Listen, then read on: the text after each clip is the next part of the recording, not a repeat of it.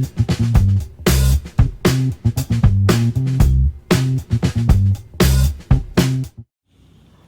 everybody, my name is Joel Butterly. I'm the co-founder and CEO of Ingenious Prep, and today we are talking about the law school resume, what it should look like and what should be on it. So first section for everybody's is education. I would probably recommend not to include your high school, even if you went to Exeter or Andover, they probably don't care. Definitely don't include your SAT score, that's not necessary. Under your college, they want to know your GPA, they want to know any academic awards and accomplishments, extracurricular activities on campus. If you did a thesis, you should include it. You might include like the actual name of it as well, so they know kind of what you've studied intensively, your majors, kind of all the basic things. But I think that the only thing that I have to offer that might be in any way surprising to you is I don't think that your high school should be there. I don't think it serves any purpose, and people who put their SAT on their resume are kind of like, reading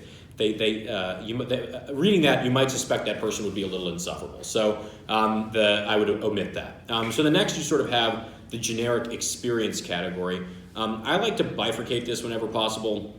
If you have like a particular set of experience in one area, like let's say that you were really invested in international law or environmental law, or it doesn't even have to be law, international relations or environmental science or education policy, don't be afraid to create an entire section dedicated to that, right? If there is something in particular that differentiates you from other students in terms of your interest set, if you're going to write your entire personal statement about how you want to be an international law attorney or do white-collar crime, and you have a whole bunch of experiences related to that, don't just lump it into your experiences section. Create an entire section of your resume that's international relations experience, right?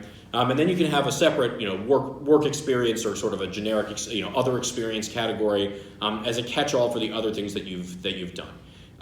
Better to go into great depth on the impressive things instead of trying to put as many opportunities as possible in there. If you're throwing in I was vice captain I was treasurer of the badminton club, that's not all particularly impressive. Like if you need to fill space, that's fine, but much better to talk more in depth about the research that you did on your thesis and like your attempts to publish it. That's much, much more interesting. And then at the sort of very bottom, you have the miscellaneous section where people say other interests and other skills.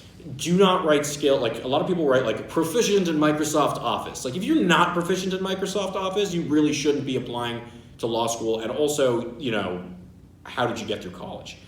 So don't put that stuff there, right? If you speak other languages, that's great. If you have any kind of quirky intellectual hobbies, competitive chess player or something, that's interesting. If you do anything competitively outside of college or outside of school, that's interesting. So I've seen people who put, competitive amateur boxer, sheriff's deputy, that was an interesting one. I've seen people who did like an EMT training in college. That's something that you can throw in there. And that's pretty much it. I would steer clear of adding anything that you don't understand the value of just because other people have done it. It usually means it's worthless. So if you're thrown in there beginner Spanish proficiency, that's so are the rest of us. So you really don't need to do that. Anyway, I hope that helps, and good luck.